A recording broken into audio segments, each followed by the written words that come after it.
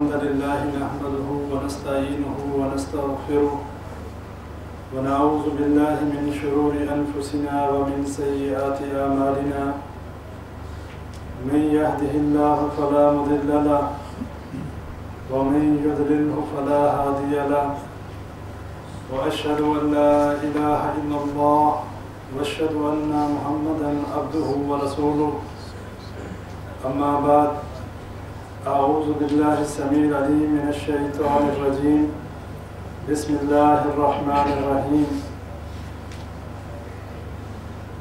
يا أيها الذين آمنوا اتقوا الله حق تقاته ولا تموتن إلا وأنتم مسلمون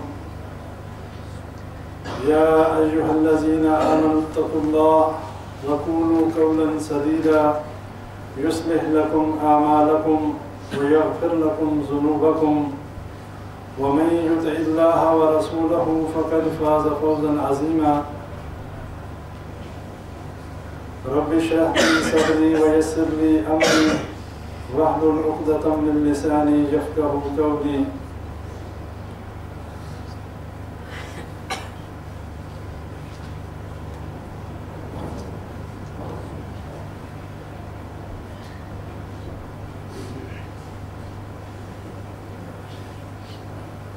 تمام تعریفیں اللہ تبارک و تعالیٰ کے لیے کہ جس نے ہمیں اشرف المخلوقات بنایا اور ہمیں امت محمدیہ صلی اللہ علیہ وسلم میں پیدا فرمایا اور انگنت درود و سلام نبی اکرم صلی اللہ علیہ وسلم کی ذات مبارکہ پر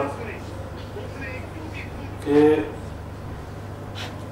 نبی اکرم صلی اللہ علیہ وسلم جو کہ امام الانبیاء خاتم النبیین اور تمام انبیاء کے سردار تمام مخلوقات کے لیے نبی بنا کر بھیجے گئے اور ان کی زندگی جو ہے ہمارے لیے بہترین نمونہ ہے۔ اللہ تبارک و تعالیٰ نے قرآن مجید میں یہ بات ذکر فرمائی لَقَدْ كَانَ لَكُمْ فِي رَسُولِ اللَّهِ أُسْوَةٌ حَسَنَةٌ کہ یقینی بات ہے، یہ آزمائی ہوئی بات ہے، یقیناً نبی اکرم صلی اللہ علیہ وسلم کی زندگی ہمارے لیے بہترین نمونہ ہے۔ اور پچھلے دروس جن موضوعات پر ہو چکے، صرف بھائیوں کی یاد دہانی کے لیے ہم عقیدہ توحید کو سمجھنے کی کوشش کر رہے ہیں قرآن و حدیث کی روشنی میں۔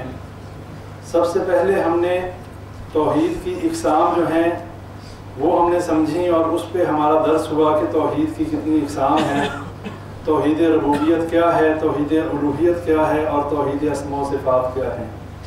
اس کے بعد ہم نے توحید کی فضیلت کے اوپر ہمارا ایک درس ہوا کہ جو شخص اللہ کے ساتھ شرک نہیں کرتا اللہ نے اس کے لیے کیا انعامات رکھے ہیں اور اس کے لیے آخرت میں کیا فضیلت ہے ان لوگوں کے مقابلے میں کہ جو اللہ کے ساتھ شرک کرتے ہیں۔ اس کے بعد ہم نے شرک کی اقسام کے اوپر دو ہمارے دروس ہوئے اور ابھی ہم شرک کے حوالے سے چل رہے ہیں انشاءاللہ۔ جو پچھلا درس ہوا تھا پچھلے جمعے سے پچھلے جمعے وہ ہمارا تعویذ کے حوالے سے تھا کہ جس کے بارے میں ہم نے یہ بات قرآن و حدیث کی روشنی میں سمجھی تھی۔ نبی اکرم صلی اللہ علیہ وسلم کی واضح حدیث ہے من تعلق تمیمۃ فقد اشرک کہ جس نے گلے میں کوئی چیز لٹکائی جسے تعویذ کہا جائے، کوئی بھی ایسی چیز کسی بیماری یا کسی خوف سے بچنے کے لیے فقد اشرک اس نے شرک کیا۔ تو یہ بات ہم نے پچھلے درس میں جو ہے بھائیوں کے سامنے رکھی تھی۔ آج ہمارا موضوع اور آج ہمارا درس جو ہے وہ اسی حوالے سے کہ اگر کوئی بتوں کو سجدہ کرے، کسی درخت کو سجدہ کرے، کسی قبر کو سجدہ کرے، ان جگہوں پر سجدہ کرنے والا اس کی کیا شرعی حیثیت ہے اور ان مقامات کی جو ہے وہ شرعی حیثیت کیا ہے۔ اس حوالے سے آج ہم نے یہ دیکھنا ہے کہ جو شخص قبروں کے آگے سجدے کرے، قبروں کے گرد طواف کرے، قبروں سے فیض حاصل کرنے کے عقیدے رکھے، جس کے دل میں یہ بات ہو کہ یہ قبر والے جو ہیں ہماری مشکل کو حل کر دیتے ہیں، ہمیں اولاد دے دیتے ہیں، اس کے بارے میں قرآن و حدیث کیا کہتا ہے۔ اور اسی حوالے سے کہ مشرکین مکہ جو تھے، یہ بھی بات سامنے رکھی جائے گی کہ مشرکین مکہ کیا اللہ کا انکار کرتے تھے؟ کیا وہ اللہ کو مانتے ہی نہیں تھے، یا وہ اللہ کے ہاں توسل کا جو ہے عقیدہ رکھتے تھے؟ اس کے اوپر تھوڑی سی تفصیلی بات ہوگی۔ ویسے خلاصتاً یہ باتیں آپ کے سامنے رکھی جا چکی۔ ایک حدیث میں نے آپ بھائیوں کے سامنے پچھلے دروس میں رکھی تھی، اس کا حوالہ دینا چاہتا ہوں، ہو سکتا ہے کسی بھائی کو تحقیق کے طور پہ وہ دیکھنی ہو۔ مسند احمد کی ایک حدیث میں نے آپ بھائیوں کے سامنے بیان کی تھی، جس میں ایک واقعہ تھا کہ ایک شخص جو ہے وہ ایک مکھی کی وجہ سے جہنم میں چلا گیا اور ایک شخص ایک مکھی کی وجہ سے جنت میں چلا گیا۔ یہ صحیح حدیث ہے، مسند احمد میں یہ موجود ہے۔ اور یہ حدیث ایسے ہی تھی کہ ایک قبیلے میں ایک بت تھا کہ اس قبیلے والے وہاں سے کسی شخص کو گزرنے نہیں دیتے تھے جب تک کوئی اس بت کے اوپر کوئی چڑھاوا، کوئی نظر و نیاز نہ دے۔ تو دو لوگ وہاں سے ان کا گزر ہوا، تو وہی فرمائش انہوں نے ان دونوں لوگوں کے سامنے رکھی کہ اس بت کے اوپر کچھ نظر و نیاز دو، تب تم یہاں سے جا سکتے ہو، وگرنہ تم نہیں جا سکتے۔ انہوں نے کہا کہ ہمارے پاس اس بت کے اوپر چڑھانے کے لیے کچھ بھی نہیں۔ انہوں نے کہا چاہے ایک مکھی ہی مار کر جو ہے اس پہ چڑھا دو۔ تو ایک شخص نے جو ہے وہ مکھی ماری اور اس بت پہ چڑھا دی۔ نبی صلی اللہ علیہ وسلم نے فرمایا کہ وہ اس مکھی کی وجہ سے جہنم میں گیا۔ اور جو دوسرا شخص تھا اس نے کہا کہ مکھی بھی اگر چڑھائی جائے گی تو مکھی بنانے والے کے نام پر، کسی غیر اللہ کے نام پر مکھی بھی نہیں چڑھائی جا سکتی۔ انہوں نے اس کو قتل کر دیا، اس کو جان سے مار دیا۔ نبی صلی اللہ علیہ وسلم نے فرمایا یہ شخص اس مکھی کی وجہ سے جنت میں چلا گیا۔ اب یہ سمجھنے کی بات ہے، یہاں پر صرف عقیدے کی بات ہے، یہاں پر مال و دولت یا ایسی بات نہیں کہ کوئی بہت سارا مال و دولت غیر اللہ کے نام پہ دے تو شاید وہ شرک ہے۔ اگر کوئی ایسی بے ضرر چیز، ایسی بے معنی چیز کہ جس کی ہمارے نزدیک کوئی حیثیت نہیں، اگر وہ بھی ہم غیر اللہ کے نام پر دیں گے، اللہ ہمارے دلوں کو دیکھتا ہے، ہمارے مال و دولت کو نہیں دیکھتا۔ اللہ یہ دیکھتا ہے کہ اس کے دل میں تقویٰ کتنا ہے، اس کے دل کے اندر توحید کی دولت کتنی ہے۔ اور اگر رائی کے دانے کے برابر بھی شرک ہمارے اندر ہوا، 100 میں سے 1% چھوڑ کے 0.001% بھی ہمارے دلوں کے اندر شرک ہوا، ہماری نجات نہیں ہے۔ اس لیے کہ شرک جو ہے اس کی موجودگی میں کوئی عمل اللہ کے ہاں قابل قبول نہیں۔ اللہ نے واضح قرآن میں فرما دیا ان اللہ لا یغفر ان یشرک بہ، کہ میں ہرگز اس کو معاف نہیں کروں گا جس نے میرے ساتھ شرک کیا۔ اب ہم اپنے موضوع کی طرف آتے ہیں کہ ہمارے بر صغیر پاک و ہند میں قبروں کی تعظیم جو ہے وہ کس حد تک ہے اور قبروں کو کیا سمجھا جاتا ہے۔ نبی اکرم صلی اللہ علیہ وسلم کی واضح حدیث موجود ہے، اور نبی صلی اللہ علیہ وسلم کے دور میں قبرستان میں جانا منع تھا، اللہ تعالیٰ نے قبروں کی زیارت سے منع کیا ہوا تھا۔ لیکن نبی اکرم صلی اللہ علیہ وسلم نے فرمایا کہ اللہ نے مجھے قبروں کی زیارت سے منع کیا تھا، لیکن اب مجھے اجازت دے دی گئی، سو تم قبروں کی زیارت کیا کرو۔ لیکن صرف 2 مقاصد بیان کیے کہ کن مقاصد کے لیے۔ ایک مقصد تو یہ کہ تمہیں اپنی موت یاد آئے۔ جب کوئی قبرستان جاتا ہے، جب کوئی قبرستان کا رخ کرتا ہے تو اسے یہ بات یاد آتی ہے وہ جگہ دیکھ کر کہ یہ ایسی جگہ ہے کہ جہاں کل کو میں نے بھی آنا ہے، ہو سکتا ہے آج کل یا مہینے بعد یا 1 سال کے بعد میرا بھی یہی ٹھکانہ ہے۔ اور جب ہم قبرستان کی زیارت کریں گے تبھی ہمیں یہ پتہ چلے گا کہ ہم نے مرنا ہے، ورنہ دنیا کی رنگینیوں میں، دنیا کی عیش و آرام میں، دنیا کی آسائشوں میں ہمیں کہاں یاد آتا ہے کہ ہم نے مرنا ہے۔ دنیا میں تو ہم یہی سمجھتے ہیں کہ ابھی ہماری زندگی ہی کیا ہے، ابھی تو میں جوان ہوں، ابھی تو 30-35 سال میری عمر ہے، میں تو 60-70 سال کا ہوں گا، پھر دیکھیں گے۔ لیکن ہمیں یہ کس نے گارنٹی دے دی کہ ہم نے 60-70 کا ہونا ہے؟ اگر کسی بزرگ سے بھی پوچھ لیا جائے وہ بھی مرنے کے لیے تیار نہیں، اور وہ بھی یہی سمجھتا ہے کہ ابھی تو میرا بڑے جو ہیں وہ تو 100 سال تک ان کی زندگی تھی، میری تو ابھی 70 ہوئی ہے، ابھی تو بڑی زندگی پڑی ہے۔ اور یہی وہ شیطان ہے کہ جو انسان کو ان خوش فہمیوں میں مبتلا کر کے اللہ کا نافرمان اور باغی بناتا ہے۔ اور یہ شیطان انسان کو سب سے پہلے جو گناہ کروانے کی کوشش کرتا ہے وہ گناہ ہے جس کو اللہ نے کہا ان الشرک لظلم عظیم، کہ شرک سب سے بڑا ظلم ہے۔ اور آج ہم اس گناہ میں اتنے بری طریقے سے جکڑے گئے ہیں، ہمیں احساس تک نہیں کہ ہم اللہ کے ساتھ شرک کر رہے ہیں۔ ہمارے ذہنوں میں یہی بات ہے کہ ہم مسلمان ہیں، ہم مسلمانوں کے گھروں میں پیدا ہوئے، ہماری تو نبی اکرم صلی اللہ علیہ وسلم نے شفاعت کرنی ہے، ہم تو جنتی ہیں۔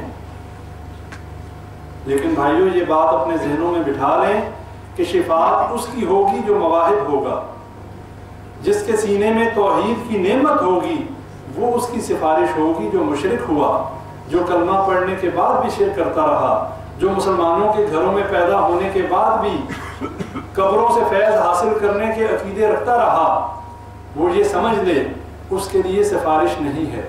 کیوں؟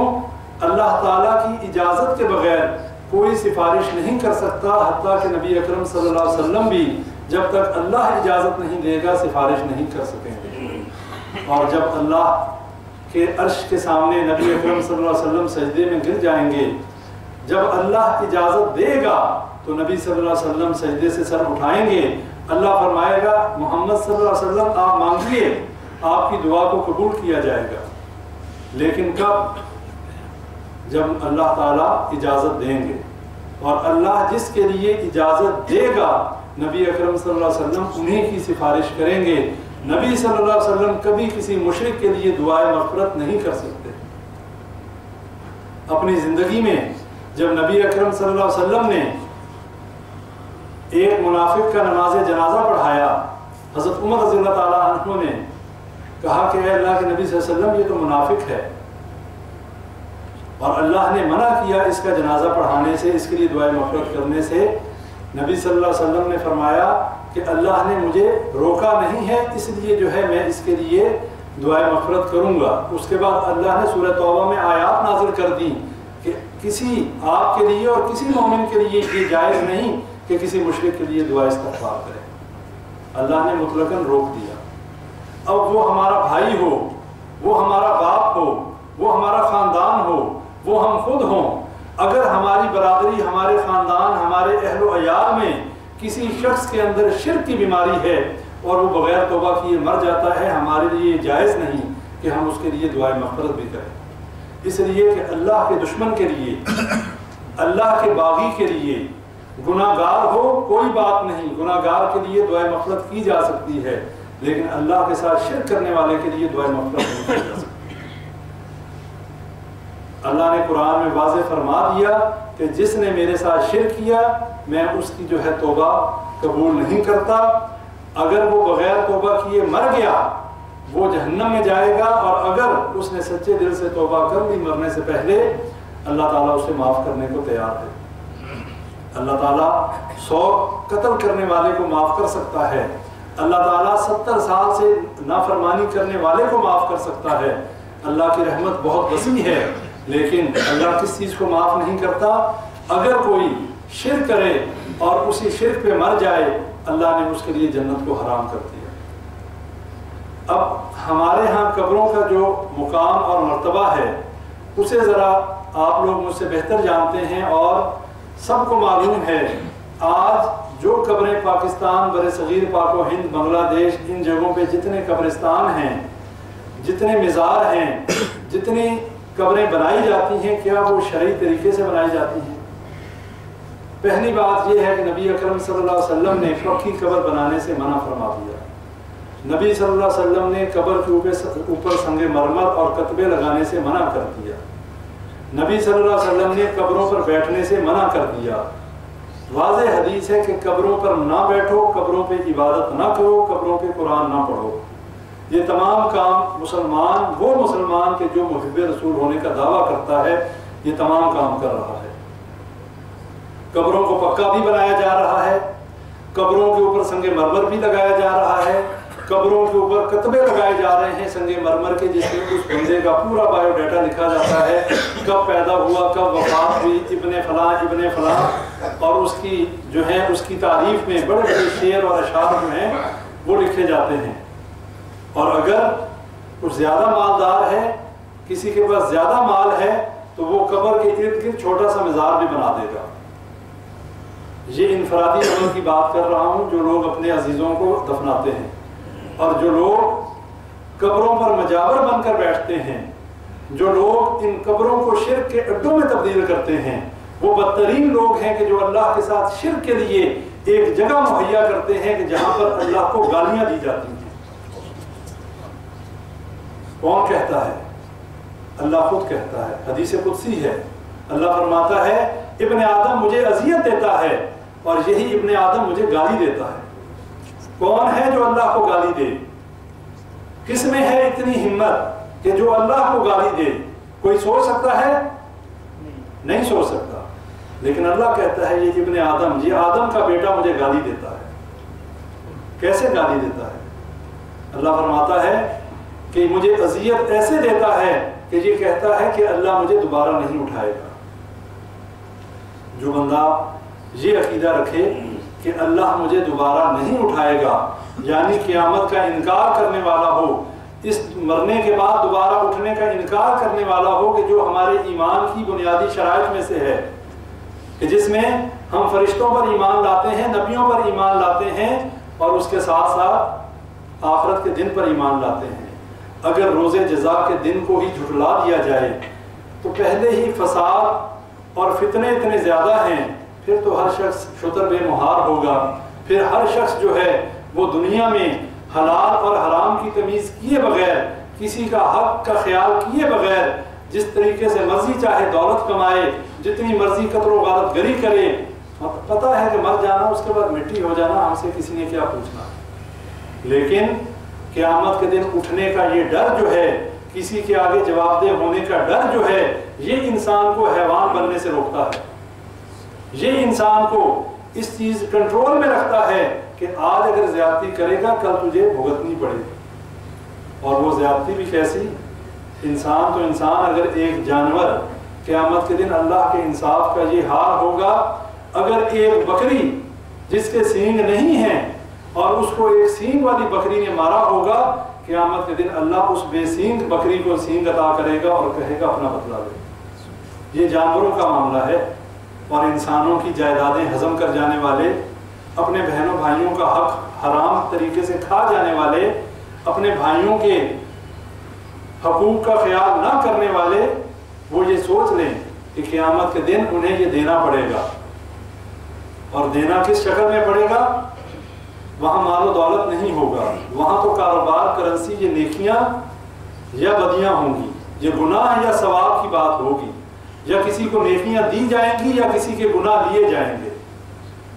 تو یہ سوچ لیں، آج دنیا میں نیکیاں کرنے میں سبقت لے جانے والے بھی سوچ لیں کہ ایسا نہ ہو کہ قیامت کے دن اتنی محنت کرنے کے باوجود یہ نیکیاں کسی اور کے پلڑے میں ڈال دی جائیں اور ہمارے ہاتھ میں اور ہمارے حصے میں اس کے گناہ آ جائیں۔ یہ بات بھی سوچ لیں۔ تو بات ہو رہی تھی اللہ کو گالی دینے کی۔ اللہ فرماتا ہے کہ یہ ابن آدم جو ہے مجھے اذیت دیتا ہے، یہ کہہ کے کہ مجھے دوبارہ نہیں اٹھایا جائے گا۔ اللہ کہتا ہے جب میں نے یہ کچھ نہیں تھا، وَكُنْتُمْ أَمْوَاتًا فَأَحْيَاكُمْ ثُمَّ يُمِيتُكُمْ ثُمَّ يُحْيِيكُمْ، اللہ کہتا ہے کہ جب کچھ نہیں تھا میں نے اسے بنایا۔ ایک چیز کو نئے سرے سے بنانا مشکل ہے یا دوبارہ بنانا مشکل ہے؟ اللہ کہتا ہے جب میں نے یہ کچھ نہیں تھا بنایا، اس کو پیدا کیا، تو میرے لیے دوبارہ پیدا کرنا کون سا مشکل ہے؟ اور ہم سرے سے ہی، اگر زبان سے نہیں تو اپنے اعمال سے تو کم از کم یہ اقرار اور اس چیز کا ثبوت دیتے ہیں کہ ہم نے دوبارہ اللہ کے دربار میں نہیں جانا، اس لیے کہ ہمارے جسم کے اوپر، ہمارے گھر کے اوپر، ہمارے محلے میں، ہمارے ارد گرد اللہ کی حاکمیت کی نفی ہے۔ ہم نے اللہ کو اپنا حاکم، اپنا مالک مانا ہی نہیں۔ چاہے زبان سے جتنا مرضی ہم جھوٹ بولتے رہیں، زبان سے چاہے ہم جتنے مرضی نعرے لگاتے رہیں، لیکن ہمارا عمل اس بات کی نفی کرتا ہے۔ ہمارا عمل اس بات کا ثبوت دیتا ہے کہ ہم نے اللہ کو اپنا رب نہیں مانا۔ جب ہم نے اللہ کو اپنا رب مانا ہوتا، ہماری شکل و صورت ویسی ہوتی جیسا ہمارا رب چاہتا ہے۔ ہماری شکل و صورت ہی ویسی نہیں، ہمارا لباس ہی ویسا نہیں، ہمارا کاروبار، ہماری معیشت، ہمارا معاشرت ہی ویسی نہیں۔ نبی صلی اللہ علیہ وسلم سے محبت کے دعوے کرنے والے ویسی شکل بھی بنانا پسند نہیں کرتے، تو پھر جھوٹے نہیں تو کیا ہے؟ عمل تو بات کی بات ہے، ہمارا تو ظاہری جو ہے، ہمارا ظاہر ہی ویسا نہیں کہ جیسا نبی صلی اللہ علیہ وسلم کا ظاہر تھا۔ باطن تو چھوڑ دیں، کتنے ہیں آج کسی سے پوچھ لیں کہ نبی سے محبت ہے، عشق نبی کے دعوے ہوں گے، لیکن جب عمل کی بات آئے گی سب سے پیچھے۔ جب نبی صلی اللہ علیہ وسلم کی شان میں کوئی گستاخی کرے گا، کان پہ جوں تک نہیں رنگے گی، مسلمانوں کو گالیاں دے گا، اس دین اسلام کو بدنام کرے گا، یہودیوں اور نصرانیوں کے ایجنٹ بن کے ہمارے ملک پہ، ہمارے دین پہ حملے کریں گے، ہمیں ذرا بھی غیرت نہیں آئے گی۔ آج مسلمان ایک بے غیرت قوم کی شکل میں ابھرا ہوا ہے، اور ہمیں سوچنا چاہیے ہماری غیرت کہاں چلی گئی، کیوں ہماری غیرت نہیں جاگتی؟ اللہ نے فرمایا، نبی صلی اللہ علیہ وسلم کی حدیث ہے، دیوس جنت میں نہیں جائے گا۔ دیوس کون ہوتا ہے؟ دیوس کہتے ہیں بے غیرت کو۔ اور کیوں جنت میں نہیں جائے گا؟ اس لیے کہ اس کے گھر میں فحاشی اور عریانی کا بازار گرم ہے، اس کے محلے میں جو ہے بے حیائی کے کام ہو رہے ہیں، اور اس کو غیرت نہیں آتی، اس کے ذرا سا اس کے چہرے پہ غصے کے آثار نہیں آتے، اور وہ اپنے گھر میں، اپنے محلے میں، اپنے علاقے میں اس بدکاری اور فحاشی اور بے حیائی کو نہیں روکتا۔ اس کے گھر والے بے پردہ باہر نکلتے ہیں اور اس کو ذرا سی بھی غیرت نہیں آتی۔ نبی صلی اللہ علیہ وسلم نے فرمایا، دیوس جنت میں نہیں جائے گا۔ اب دیکھ لیں، ہم بحیثیت قوم سب دیوس بنے ہوئے ہیں۔ ہمارے گھروں پہ کوئی حملہ کرے، ہماری بہنوں اور بیٹیوں کی عزتوں پہ حملہ ہو، ہماری ماؤں کے بارے میں کوئی بکواس کرے، ہمارے ذہنوں میں، ہمارے دلوں میں مہریں لگی ہوئی ہیں، کسی کی دینی اور جو ہے حمیت بالکل سو چکی ہے۔ خبریں تو پڑھتے ہی ہیں، آپ لوگوں کو پتہ تو چلتا ہی ہے، دیکھ تو رہے ہیں حشر کیا ہو رہا ہے۔ اور بھائیوں، یہ اس سے برا حشر ہوگا ہمارا، جب اللہ کے در کو چھوڑ کر ہر در پہ سر جھکایا جائے گا تو اسی طرح ذلیل ہوں گے۔ سارے دروں کو چھوڑ کر ایک اللہ کے دربار کی طرف رخ کریں۔ یہ اللہ کے گھر ہیں، یہ اللہ کی مسجدیں ہیں، ان کو آباد کریں، اپنی زندگیوں کو لہو اور لہو میں نہ ضائع کریں، کھیل تماشوں میں نہ ضائع کریں۔ یہ آزمائش ہے، آج یہ وقت گزر گیا، کل نہیں آئے گا۔ اپنے عقیدوں کی اصلاح کریں۔ میں اپنے گریبان میں دیکھوں، آپ اپنے گریبان میں دیکھیں، ہم اس دنیا میں کیوں آئے اور ہم کیا کر رہے ہیں۔ آج ہم نے اللہ کے در کو چھوڑا، آج ہم نے اللہ کی توحید کو چھوڑا، آج ہم نے اللہ کے نبی صلی اللہ علیہ وسلم کی تعلیمات کو چھوڑا، آج ہمیں یہودی مارے یا عیسائی مارے، آج ہمیں جو مرضی چوڑا اور چمار آ کے مار لے، ہم کچھ نہیں کر سکتے، اس لیے کہ ہم خود اللہ کے باغی ہیں۔ اور جب ہم نے اللہ سے ٹکر لی ہے، جب ہم اللہ کو گالیاں دینے کے مرتکب ہوئے ہیں، تو پھر اللہ ہمیں یہودیوں سے مروائے یا عیسائیوں سے مروائے؟ اللہ کے لشکر ہیں سارے۔ اللہ چاہے ہواؤں سے ہمارا بیڑا غرق کر دے، اللہ چاہے زلزلوں سے ہمیں اٹھا دے۔ ابھی جاپان کا کیا حال ہوا؟ اللہ ہمارا محتاج نہیں ہے، ہم اللہ کے محتاج ہیں۔ اللہ کے لشکر بہت وسیع ہیں، اللہ چاہے تو آنکھ بند کرنے اور کھولنے سے پہلے یہ سارے سپر پاور ہونے کے دعوے کرنے والے مٹی میں مل جائیں اور زمین بوس ہو جائے، رات کو سوئیں اور صبح اٹھنا نصیب نہ ہو۔ یہ سونامی، یہ ہواؤں کے لشکر، یہ زلزلے، یہ جو ہے تباہ کاریاں اگر جاپان میں ہو سکتی ہیں تو امریکہ میں نہیں ہو سکتی۔ لیکن اللہ نے ڈھیل دی ہوئی ہے۔ اللہ بھی دیکھنا چاہتا ہے کہ میرا نام لینے والے، مسلمان ہونے کا دعویٰ کرنے والے، یہ کتنا، ان میں کتنی غیرت ہے اور یہ کتنا جاگے ہوئے ہیں، ان کے جسموں اور ان کے گھروں میں کتنا اس دین اور اس اسلام کی جو ہے وہ حاکمیت ہے۔ ہم لوگ کیا کر رہے ہیں؟ ہمیں آج ابھی تک اس عقیدہ توحید کی سمجھ نہیں آئی، ہمیں آج تک یہی پتہ نہیں چل سکا کہ ہم اس دنیا میں کیوں آئے اور عقیدہ توحید کیا ہے۔ اور اللہ فرماتا ہے کہ ابن آدم مجھے گالی دیتا ہے، اور کیسے دیتا ہے؟ میرا بیٹا بنا کر۔ جو یہ کہتا ہے کہ اللہ نے بیٹا بنا لیا، اس نے اللہ کو گالی دی۔ کس نے کہا اللہ کا بیٹا؟ کس نے کہا؟ یہودیوں نے عزیر علیہ السلام کو اللہ کا بیٹا بنایا، عیسائیوں نے عیسیٰ علیہ السلام کو اللہ کا بیٹا بنایا۔ اللہ کہتا ہے یہ مجھے گالیاں دیتے ہیں۔ تو مسلمانوں نے کیا کیا؟ مسلمان بھی کسی سے پیچھے نہیں رہے۔ مسلمانوں نے بھی عقیدہ بنایا کہ اللہ کے نور میں سے علیحدہ ہوا نور، اللہ کے حصے سے علیحدہ ہوا حصہ، غلو کی انتہا دیکھیں۔ نور من نور اللہ کا عقیدہ، اللہ کے حصے سے علیحدہ کیا ہوا حصے کا عقیدہ رکھنا، اور کسی کا یہ کہنا کہ اللہ کا بیٹا ہے، فرق کیا ہے؟ کوئی فرق ہے؟ بتائیں کوئی فرق ہے؟ بولیں۔ نور من نور اللہ کا عقیدہ رکھنا، یہ کہنا کہ اللہ کے نور میں سے علیحدہ ہوا نور ہے، اس میں اور اللہ کا بیٹا بنانے میں کیا فرق ہے؟ اور پھر ہم تو 2 ہاتھ آگے نکل گئے۔ ہم نے کیا کہا؟ ہم نے کہا اللہ کا پکڑا چھڑا لے محمد کا پکڑا چھڑا کوئی نہیں سکتا۔ یہ ہے ہمارا عقیدہ۔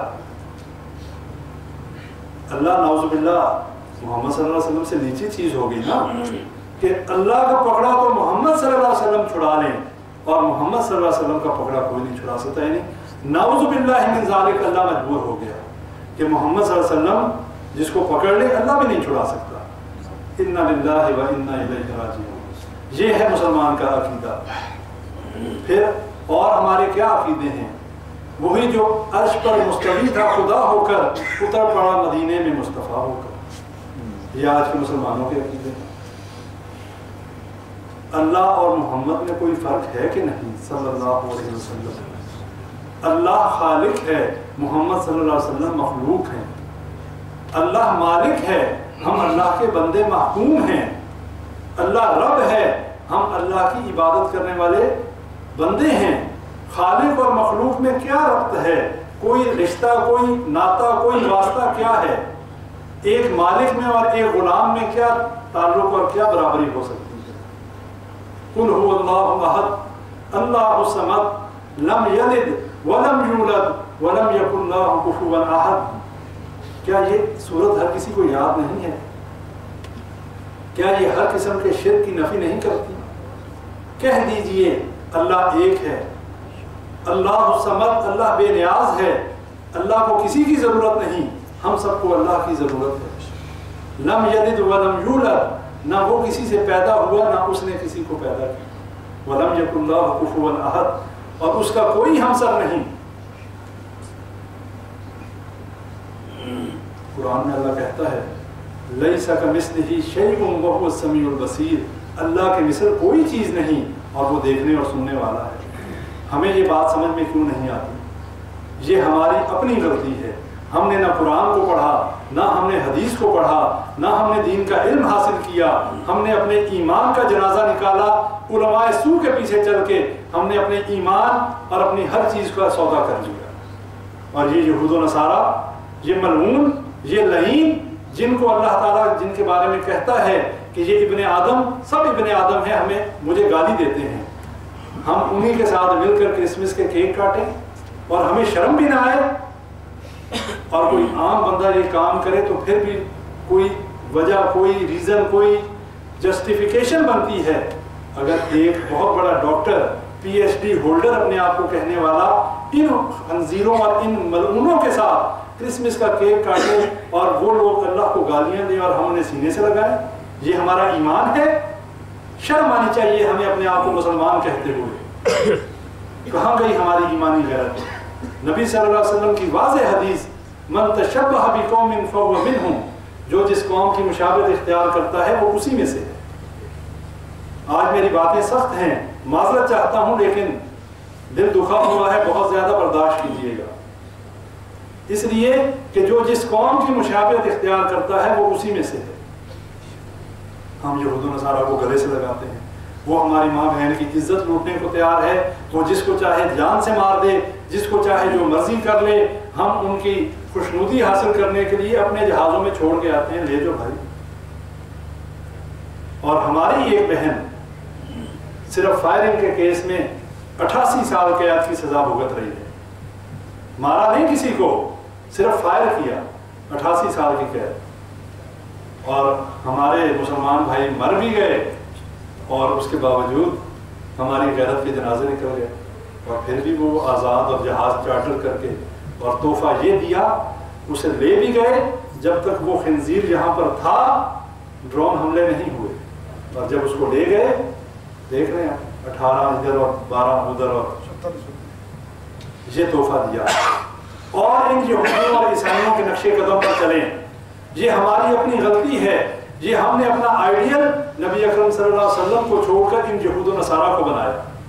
ہمارے حکمرانوں کے رب تو یہ ہیں، کم از کم ہمارے رب تو یہ نہ ہوں، ہم تو اپنے اللہ کی طرف رجوع کرنے والے ہوں، کم از کم ہم تو اپنے رب کے سامنے سر بسجود ہو کر اللہ کے سامنے یہ دعا کر سکیں، اے اللہ ہمارا تو ہی رب ہے، تیرے علاوہ ہمارا کوئی مشکل کشا اور حاجت روا نہیں ہے۔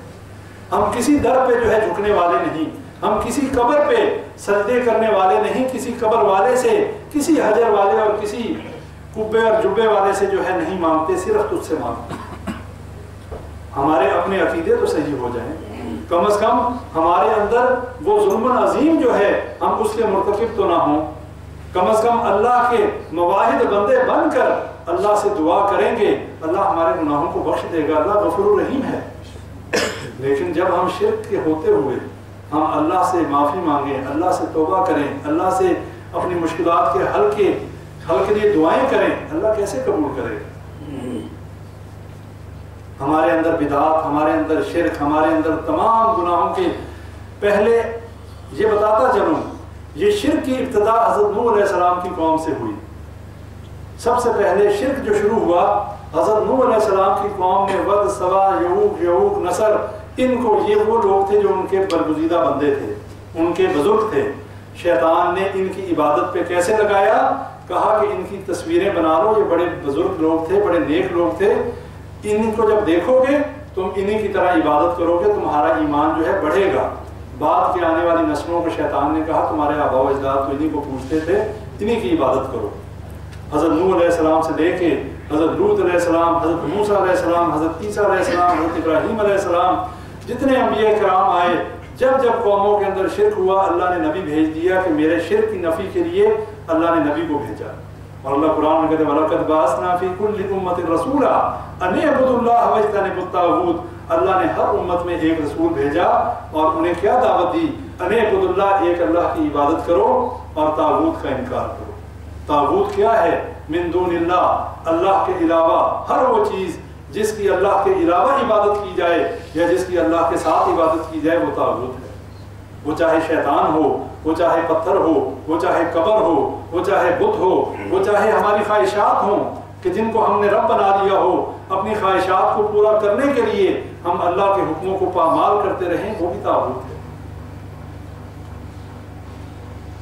کیا پروگرام ہے بھائیو؟ ہمارے اوپر بہت بڑی ذمہ داری ہے، ہمارے اوپر بہت بڑی ذمہ داری ہے، ہم اسی طرح چھوڑ نہیں دیے جائیں گے۔ اور یہ جو حالات اور یہ جو واقعات ہیں، ایک حدیث میں پڑھ رہا تھا، اس میں بھائیوں سے بھی ڈسکس کر رہا تھا کہ نبی صلی اللہ علیہ وسلم نے فرمایا، حضرت عمر فاروق رضی اللہ عنہ روایت کرنے والے ہیں، نبی صلی اللہ علیہ وسلم نے فرمایا کہ جب کالے اونٹوں کو چرانے والے بلڈنگوں میں رہنا شروع کر دیں تو سمجھو قرب قیامت ہے۔ کیا خیال ہے؟ یہ اونٹوں کو چرانے والے بلڈنگیں کیا کتنی بڑی بڑی بلڈنگیں بنا رہے ہیں، یہی اونٹوں کو چرانے والے یہی ہیں نا، اہل عرب ہی ہیں۔ اور جب یہ لوگ بلڈنگیں بنانے اور بلڈنگوں میں رہنا شروع کر دیں، نبی صلی اللہ علیہ وسلم نے فرمایا سمجھ لینا کہ قیامت قریب ہے، اور ہم قرب قیامت کے بہت زیادہ سمجھیں قریب ہیں۔ اور یہ جو حالات ہیں، اللہ نے قیامت کے دن ایک ایک بندے کو کھڑے کر کے پوچھنا ہے، جتنے بندے یہاں بیٹھے ہیں مجھ سمیت، اللہ نے پوچھنا ہے کہ جب میری توحید لٹ رہی تھی، جب نبی صلی اللہ علیہ وسلم کی سنتوں کا مذاق اڑایا جاتا تھا، جب شرک اور بدعات کے اندھیرے تھے، جب یہود و نصارہ کی ہر طرف جو ہے ریل پیل تھی، جب حکمران بھی جو ہیں یہودیوں اور عیسائیوں کے ایجنٹ بن چکے تھے، تم نے کیا میری توحید کو کتنا جو ہے نافذ کیا، اپنے جسم کے اوپر اسلام کو کتنا نافذ کیا۔ ہم حکمرانوں کو تو کہتے ہیں، ہم نے کتنا اس دین کو اپنے اوپر نافذ کیا؟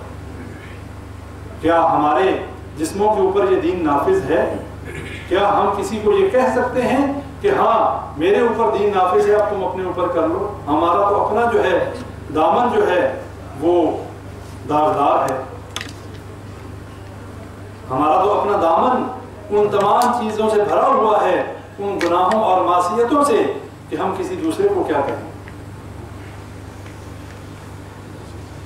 بھائیوں، یہ بات سوچنے اور سمجھنے کی ہے، اور اس کے ساتھ ساتھ آج جن حالات سے ہم گزر رہے ہیں، ان حالات میں ہماری یہ بہت بڑی ذمہ داری ہے کہ ہم دین کا علم حاصل کریں اور اس دین کے علم کو آگے پھیلائیں۔ یہ دین مشکل نہیں ہے۔ اگر کوئی شخص یہ کہتا ہے کہ یہ دین مشکل ہے تو وہ جھوٹ بھی بولتا ہے اور وہ قرآن کی آیات کا انکار بھی کرتا ہے۔ اللہ قرآن میں کہتا ہے کہ ہم نے اس قرآن کو جو ہے آسان نازل کیا، کوئی ہے سمجھ بوجھ حاصل کرنے والا؟ وَلَقَدْ يَسَّرْنَا الْقُرْآنَ لِلذِّكْرِ فَهَلْ مِن مُدَّكِرٍ، کہ ہم نے اس قرآن کو آسان بنایا، کوئی ہے غور و فکر کرنے والا؟ اب ہم میں سے کتنے لوگ ہیں جو اس پہ غور و فکر کرنے والے ہیں، جو اس چیز پہ غور و فکر کریں؟ ایک حدیث ہے نبی اکرم صلی اللہ علیہ وسلم کی کہ نبی صلی اللہ علیہ وسلم نے فرمایا کہ اللہ کی لعنت ہو اس شخص پر جو اپنے ماں باپ پر لعنت کرے۔ پھر فرمایا کہ اللہ کی لعنت ہو اس شخص پر جو زمین کے نشانات، منارات الارض، یعنی زمین کے جو نشانات ہیں ان کو بدل دے۔ اب یہ زمین کے نشانات بدلنے کی کیا ہے کہ کسی بھائی جیسے زمینوں کے نشان لگے ہوتے ہیں، ہم کسی دوسرے کی زمین پہ قبضہ کرنے کے لیے نشان کو آگے پیچھے کرتے ہیں۔ نبی صلی اللہ علیہ وسلم نے ایسے شخص پر لعنت کی۔ یا لوگوں کو گمراہ کرنے کے لیے، راستے سے بھٹکانے کے لیے راستوں کے نشان بدل دینا، نبی صلی اللہ علیہ وسلم نے لعنت کی۔ اور فرمایا یہ جو ماں باپ پہ لعنت کرنا ہے، اس کی تشریح میں بیان کیا۔ کسی صحابی نے پوچھا کہ کون ہے جو اپنے ماں باپ کو گالی دیتا ہو یا اپنے ماں باپ پہ لعنت کرتا ہو؟ نبی صلی اللہ علیہ وسلم نے فرمایا کہ تم کسی دوسرے کی ماں اور باپ کو گالی دیتے ہو، وہ تمہاری ماں اور باپ کو گالی دیتا ہے۔ یہ ہے اپنے ماں باپ کو گالی دینا۔ ہم کسی کے ماں اور باپ کو گالی دیں گے، وہ ہمارے ماں اور باپ کو گالی دے گا، یعنی کہ ہم اپنے ماں باپ کو گالی دے رہے ہیں، نہ ہم اس کے ماں باپ کو گالی دیتے اور نہ وہ ہمارے ماں باپ کو گالی دیتا۔ نبی صلی اللہ علیہ وسلم نے ایسے شخص پہ لعنت کی۔ اور اسی طرح ایک اور روایت میں آتا ہے کہ نبی صلی اللہ علیہ وسلم نے 3 لوگوں کے اوپر لعنت کی، اور جس پہ نبی صلی اللہ علیہ وسلم لعنت کر دیں وہ یقیناً اللہ کی رحمت سے دور ہو گیا۔ جبریل علیہ السلام آئے، نبی صلی اللہ علیہ وسلم نے منبر پر قدم رکھا اور آمین کہا، دوسرے جو ہے سیڑھی پہ قدم رکھا، پھر آمین کہا، اور تیسری سیڑھی پر قدم رکھا تو پھر آمین کہا۔ صحابہ کرام نے پوچھا کہ اے اللہ کے نبی صلی اللہ علیہ وسلم، آپ نے آج ایک ایسا کام کیا ہے کہ جو اس سے پہلے نہیں کیا۔ نبی صلی اللہ علیہ وسلم نے فرمایا کہ جبریل علیہ السلام نے دعا کی اور میں نے ان کی دعا پہ جو ہے آمین کہا۔ وہ دعا کیا تھی؟ ایک دفعہ فرمایا کہ اس شخص پہ اللہ کی لعنت ہو جس کے ماں باپ دونوں یا دونوں میں سے کوئی ایک بوڑھا ہو اور وہ ان کی خدمت کر کے جنت نہ لے، اور نبی صلی اللہ علیہ وسلم نے آمین کہا۔ دوسرا فرمایا کہ اس شخص پر بھی لعنت ہو کہ جس کے سامنے میرا نام لیا جائے اور میرے اوپر درود نہ بھیجے، یعنی صلی اللہ علیہ وسلم کہا جائے اور دوسرا شخص جو ہے اس کے جواب میں صلی اللہ علیہ وسلم نہ کہے، درود نہ بھیجے، اس پر بھی نبی صلی اللہ علیہ وسلم نے لعنت کی۔ اور تیسرا فرمایا کہ اس شخص پر بھی اللہ کی لعنت ہو کہ جس کی زندگی میں رمضان آئے اور وہ رمضان میں روزے رکھ کر اللہ تعالیٰ کو راضی نہ کر لے، اللہ تعالیٰ کی جنت کا حقدار نہ بن جائے، ایسے شخص پر بھی اللہ کی لعنت۔ اور بھائیوں، یہ تمام وہ باتیں ہیں کہ جو اللہ کی لعنتوں کے مستحق بننے کی باتیں ہیں، ان سے ہمارا بچنا بہت ضروری ہے۔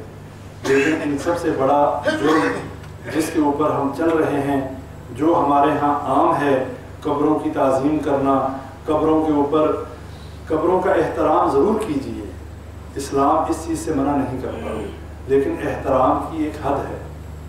قبروں کا احترام یہی ہے کہ وہاں پر جائیں, وہاں پر جا کر اپنے لیے بھی دعا کریں اور اس مدفون شدہ شخص کے لیے دعا کریں اور اپنی آخرت کو یاد کریں. یہی احترام ہے. ان کی بے حرمتی یہ نہیں ہے کہ قبروں کو پکا بنائیں, قبروں کے اوپر مزار بنائیں. یہ قبروں کا احترام نہیں ہے, یہ نبی صلی اللہ علیہ وسلم کی سنت کی صریحاً مخالفت ہے. نبی صلی اللہ علیہ وسلم کی سنت کیا تھی؟ فتح مکہ کے موقع پر حضرت علی رضی اللہ تعالیٰ عنہ سے فرمایا کہ جو قبر اونچی دیکھو اس کو برابر کر دو, جو مورتی دیکھو اس کو مٹا دو, جو بت دیکھو اس کو گرا دو. آج کون ہے کوئی بات کر سکتا ہے کسی مزار کو گرانے کی؟ نہیں کر سکتا, اس لیے کہ ہمارے ذہنوں میں شیطان نے ان مزاروں کا احترام اس طریقے سے ڈال دیا کہ ان کو شرک کے اڈوں میں تبدیل کر دیا. قبر کا احترام ہے, قبر کی پوجا نہیں ہے.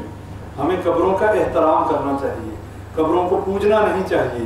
آج جتنی بت پرستی ان قبروں کی وجہ سے ہو رہی ہے, اس لیے کہ اسلام کا کانسیپٹ قبر کا یہ ہے کہ قبر کو کچا بنایا جائے اور کچھ عرصے کے بعد, سال 2 سال 4 سال کے بعد آٹومیٹکلی وہ جگہ برابر ہو جاتی ہے, پھر اس کی جگہ دوسرا مردہ جو ہے دفن کیا جاتا ہے.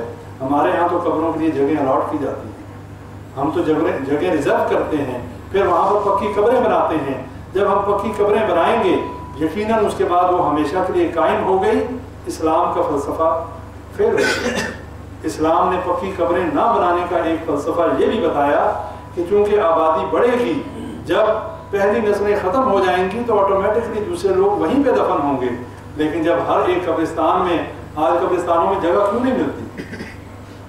اس لیے کہ ہم نے ہر قبر کو تو پکا بنا دیا.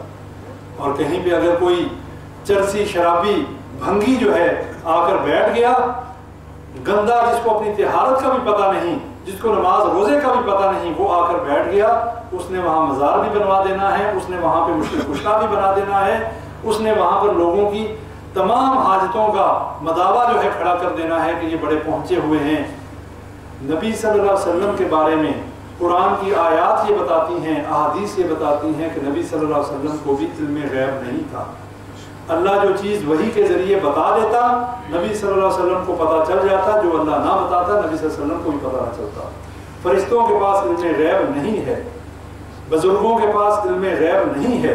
جب نبی جیسی ہستی کے پاس علم غیب نہیں تو جو دفن ہو گئے, جو مردہ فوت ہو گئے, اس کے پاس علم غیب کہاں سے ہے؟ اسے یہ کیسے پتہ چل گیا کہ میری قبر پہ جو ہے چڑا آیا یا چڑی آئی, میری قبر پر کوئی دیگ لے کے آیا یا بکرا لے کے آیا؟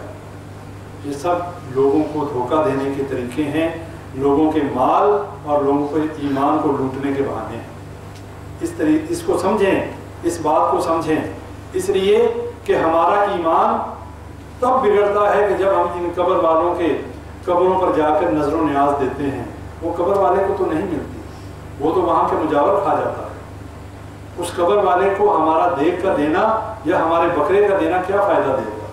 وہ تو کھانے پینے سے آزاد ہو چکا, اس تک تو کوئی چیز نہیں پہنچتی. نہ یہ جمعرات کے جمعرات روحیں آتی ہیں, یہ کانسیپٹ کس نے بنایا کہ ہر جمعرات کو روحیں آتی ہیں اور پوچھتی ہیں کیا پکایا؟ یہ ہر چیز ہماری برے صغیر پاک و ہند کی کھانے پینے کے ارد گرد کیوں گھومتی ہے؟ اس لیے کہ مولوی کا پیٹ نہیں بھرتا.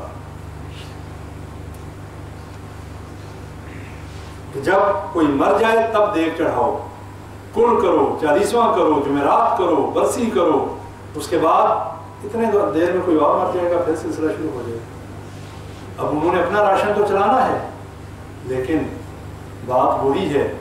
سورہ توبہ میں اللہ فرماتا ہے ان لوگوں سے ہوشیار رہیے. یا ایھا الذین آمنوا ان کثیرا من الاحبار والرہبان لیأکلون اموال الناس بالباطل ویصدون عن سبیل اللہ. اللہ کہتا ہے اے ایمان والو, تمہارے مولویوں اور تمہارے درویشوں کی اکثریت جو ہے لوگوں کا مال باطل طریقوں سے کھاتے ہیں. مسئلہ یہ ہے ہم نے قرآن بھی نہیں پڑھا, ہم نے خود بھی قرآن نہیں پڑھا, اس لیے ہمیں بھی پتہ نہیں. اگر ہم نے قرآن پڑھا ہوتا, اس طرح کا کوئی مولوی آتا, ہم یہ آیت نکال کے سامنے رکھتے, مولوی صاحب یہ آپ کے بارے میں آیت آئی ہے, آپ کو حلوہ چاہیے, آپ کو زردہ چاہیے, کیا چاہیے؟ اور ایسے مولویوں کے لیے, ایسے علماء سو کے لیے جو لوگوں کے ایمان اور ان کے مال کے دشمن ہیں, ایسے لوگوں کو سے ہوشیار رہیے. اور ایسے لوگوں کا یہ حل ہے کہ جب بھی ختم دلوانے کی فرمائش کریں ان کے آگے ایک ٹب بھر کے پانی کا رکھیں کہ مولوی صاحب آپ کو کھانا نہیں ملنا، یہ سارا ان لوگوں کے لیے، آپ کے لیے پانی کا ٹب ہے، آپ پانی کے جگ پئیں بیٹھ کے، باقی سب کے لیے حلوہ بھی ہے، زردہ بھی ہے، مرغا بھی ہے، آپ کے لیے نہیں۔ دیکھ لیں ایک دو ختم ایسے کریں گے، تیسرے میں ختم حرام ہو جائے گا۔ یہ حل ہے ایسے مولویوں کا۔ بھائیو یہ دین بڑا آسان ہے، لیکن آسان اس کے لیے ہے جو کتاب اللہ اور سنت رسول اللہ پر چلے، اور جو علماء سو کے پیچھے لگے گا وہ ان کے مال اور اس کے ایمان کو لوٹ لیں گے، اور قیامت کے دن پھر یہ ہوگا کہ اللہ کے سامنے ایسے مولویوں کے اوپر وہ لوگ لعنتیں کریں گے کہ اے اللہ انہوں نے ہمیں گمراہ کر دیا، ان کی وجہ سے ہم گمراہ ہو گئے، اے اللہ ان کو دگنا عذاب دے۔ اللہ کہے گا آج تم سب کے لیے دگنا عذاب ہے، تمہیں شعور نہیں۔ اپنے ایمان کو بچائیں، اپنے توحید کو بچائیں، شرک سے بچیں، ان قبروں کی تعظیم کریں لیکن ان کی عبادت نہ کریں، قبروں کو پکا نہ بنائیں، قبروں کے اوپر مجاور بن کے نہ بیٹھیں، قبروں کے اوپر جو ہے قرآن خوانیاں نہ کریں، وہاں پر نمازیں نہ پڑھیں۔ نماز جنازہ کا کانسیپٹ دیکھیں، اللہ تعالیٰ نے جہاں پر شرک کی ذرا سی کوئی گنجائش دی، اللہ نے وہ بھی نہیں رہنے دی۔ نماز جنازہ میں سجدہ نہیں ہے۔ اگر نبی صلی اللہ علیہ وسلم سے ایک روایت میں ثابت ہے کہ ایک قبر پر انہوں نے نماز جنازہ پڑھی کہ جس کی وہ پہلے نماز جنازہ نبی صلی اللہ علیہ وسلم نہیں پڑھ سکے تھے، لیکن عموماً آپ دیکھیں ہماری جتنی عبادات ہیں نفلی ان میں سجدہ ہے، لیکن نماز جنازہ میں سجدہ نہیں ہے، اس لیے کہ اگر کبھی ایسی صورت ہو کہ نماز جنازہ پڑھنی پڑ جائے قبرستان کے نزدیک یا کسی قبر پر، تو اگر کوئی سجدہ کرے گا تو لوگ یہ سمجھیں گے کہ یہ غیر اللہ کو سجدہ کر رہا ہے۔ ہمارے دین نے تو اس حد تک خیال رکھا، لیکن ہمارے ہاں تو زندہ لوگوں کو عام گجرانوالہ اور یہ انٹرنیٹ میں بھرا پڑا ہے، لوگ بیٹھے ہوئے ہیں ایسے کرسیوں پہ اور لوگ آ کر سجدے کر رہے ہیں۔ کون لوگ ہیں یہ سارے مسلمان ہیں، مسلمانوں کے گھروں میں پیدا ہونے والے ہیں، جو سجدے کروا رہے ہیں وہ بھی تو مسلمان ہیں، اپنے آپ کو مسلمان کہتے ہیں۔ پھر نبیوں کو تو بھیجا گیا لوگوں کی عبادت سے نکال کر اللہ کی عبادت کی طرف لگانے کے لیے، اگر یہ لوگوں کی عبادت ہی ہونی تھی تو پھر نبیوں کے آنے کا کیا فائدہ تھا؟ اور بھائیوں تمام امتوں میں، تمام قوموں میں اللہ نے نبیوں کو بھیجا۔ نبی صلی اللہ علیہ وسلم کو جتنی مشکلات اس عقیدہ توحید کو پھیلانے میں 13 سال میں آئیں، آپ اندازہ نہیں کر سکتے کہ نبی صلی اللہ علیہ وسلم حرم میں سجدے میں تھے، ایک مشرک نے آ کر نبی صلی اللہ علیہ وسلم کی کمر پر اونٹ کی اوجڑی رکھ دی اور کوئی ہٹانے والا نہیں۔ حضرت فاطمہ رضی اللہ تعالیٰ عنہا نے جب دیکھا، وہ بھاگتی ہوئی آئی اور انہوں نے اس اوجڑی کو پرے کیا اور نبی صلی اللہ علیہ وسلم کی کمر سے اس اوجڑی کو اتارا۔ ایک مشرک نے نبی صلی اللہ علیہ وسلم کی گردن میں چادر ڈال کر اتنی زور سے اس کو بل دیے کہ سانس جو ہے رکنے لگا، گلا گھونٹنے کی کوشش کی۔ حضرت ابوبکر صدیق رضی اللہ عنہ آ گئے اور آ کے دھکا دے کر اسے پرے کیا اور کہا کہ کیوں اس بندے کو اس لیے قتل کرتے ہو، اس لیے مارتے ہو کہ یہ کہتا ہے کہ میرا رب اللہ ہے؟ ہمارے ساتھ تو ایسا معاملہ نہیں ہے، نہ تو ہمیں آ کر کوئی گریبان سے پکڑتا ہے۔ آج تو حالات کافی بدل گئے، آج میڈیا کی آزادی کافی ہو گئی، اسی وجہ سے ہمیں پتہ بھی چلتا ہے ان معاملات کا۔ لیکن سوچنے کی بات یہ ہے، اگر نبی صلی اللہ علیہ وسلم نے اس توحید کو پھیلانے کے لیے اتنی مشکلات برداشت کی، رستے میں کانٹے بچھائے گئے، ان کی بیٹیوں کو طلاق دی گئی صرف اسی توحید کے پھیلانے کی وجہ سے، تو پھر نبی صلی اللہ علیہ وسلم کے بعد تو کسی نبی نے نہیں آنا۔ اب تو ہر قسم کا شرک اس امت محمدیہ میں آ چکا۔ نبی صلی اللہ علیہ وسلم کی واضح حدیث ہے، فرمایا کہ اس وقت تک قیامت قائم نہیں ہوگی جب تک میری امت میں سے کچھ قبائل اسی طریقے سے بت پرستی نہیں شروع کر دیں گے جیسے مشرک کیا کرتے تھے، جیسے یہود و نصارہ کیا کرتے تھے۔ قیامت تو آئی ہی، سمجھیں سر پہ ہے، بت پرستی ہو رہی ہے۔ ان کے بت کھڑے تھے، ہمارے بت لیٹے ہوئے ہیں، ہمارے بت قبروں میں لیٹے ہوئے ہیں، اور لوگ یہی سمجھتے ہیں کہ یہ ہمارے حاجت اور روا اور مشکل کشا ہے۔ بھائیوں اس پیغام کو آگے تک پہنچائیں، یہ آپ تک رکنا نہیں چاہیے۔ یہ قبروں کو سجدے کرنا، یہ قبر والوں سے مشکل کشائی کے دعوے رکھنا، یہ عقیدے رکھنا، یہ شرکیہ عقیدے ہیں۔ اس شرک میں اور مشرکین مکہ کا لات منات حبل اور عزا کے سامنے قربانیاں کرنے اور ان کے سامنے سجدے کرنے میں کوئی فرق نہیں۔ کوئی یہ نہ سمجھے کہ مشرکین مکہ نے چونکہ کلمہ نہیں پڑھا تھا، ہم تو مسلمان ہیں، ہم نے کلمہ پڑھا ہے، اس لیے ہم میں اور ان میں کوئی فرق ہے۔ شرک کا گناہ ویسے ہی گناہ ہے جیسے مشرکین مکہ نے شرک کیا۔ اگر آج کا مسلمان کلمہ پڑھنے کے بعد شرک کرے گا، وہ یہ نہ سمجھے کہ قیامت میں اس کی نجات ہو جائے گی۔ اس لیے اپنی زندگیوں سے اس شرک کو نکالیے، توحید کو مضبوط تھامیں، اپنی زندگی میں سنت کا جو ہے سنت پہ عمل پیرا ہوں، بدعات سے دامن کو چھڑائیں اور اپنے اندر دینی غیرت اور حمیت کو جگائیں۔ یہ ہم سب کی ذمہ داری ہے۔ آج جس دور سے ہم گزر رہے ہیں، اللہ نے قیامت کے دن ہم سے پوچھنا ہے، اور یہ نہ ہو کہ اس دن شرمندگی کے علاوہ ہمارے ہاتھ کچھ نہ آئے۔ آج ہم اپنا فرض ادا کر دیں، کسی نے ہماری گردن نہیں کاٹی، اگر ہمارے پاس اتنی طاقت نہیں کہ ہم ہاتھ سے روک سکیں تو ہماری زبان تو سلامت ہے۔ یہ دوسرا درجہ ہے ایمان کا۔ اور اگر ایسا وقت آیا کہ ہماری زبان بھی بند کر دی گئی، کم از کم ہم دل سے برا تو جان سکتے ہیں۔ اور اس کو اضعف الایمان کہا گیا کہ سب سے کم درجے کا ایمان ہے۔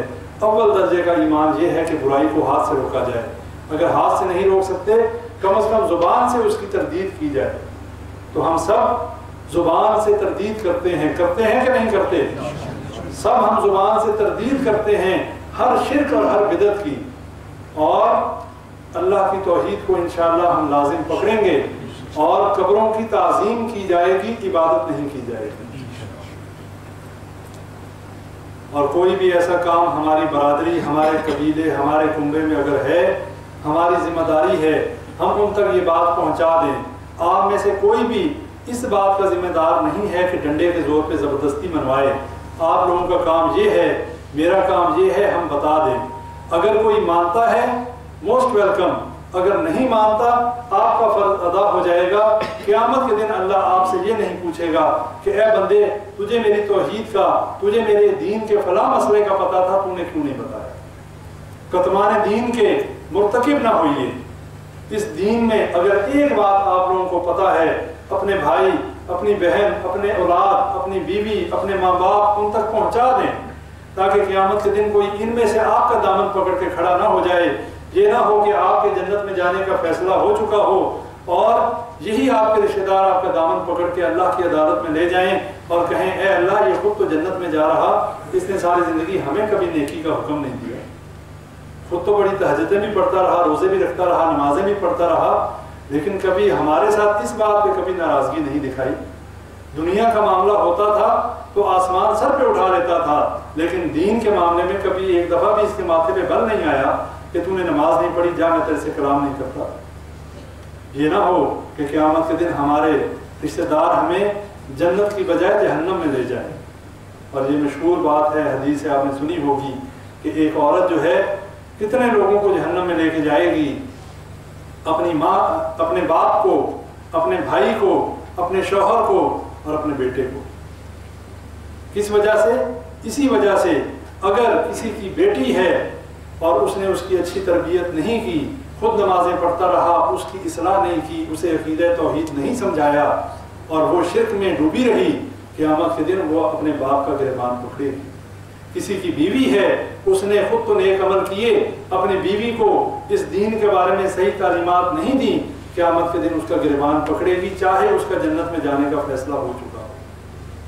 یہ عورت اس کو جہنم میں لے جائے۔ اس لیے بھائیوں، یہ خود غرضی کا معاملہ ہے، اس میں سیلفشنس کی ضرورت ہے۔ یہ دین کا معاملہ ایسا ہے، اپنے سر سے اتاریے۔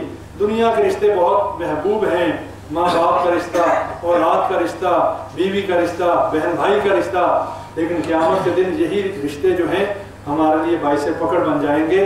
اس وقت ہم پچھتائیں گے کہ کاش یہ ہمارے رشتے ہوتے ہی نہ۔ لہٰذا آج کی ناراضگی اور آج کا قطع تعلقی بہتر ہے، آج کا ان تک پہنچا دینا بہتر ہے، کل قیامت کے دن وہ آپ کا گریبان پکڑیں۔ اس سے بہتر ہے آج وہی کمائیں جو حلال رزق ہے، جو آپ کا حق ہے وہی کمائیں۔ زیادہ دولت کے چکر میں نہ پڑیں، یہ دولت آپ بھی چھوڑ جائیں گے، میں بھی چھوڑ جاؤں گا، اور جب چھوڑ جائیں گے تو عیاشی ہماری اولاد کرے گی اور کل قیامت کو بھگتنا ہمیں پڑے گا۔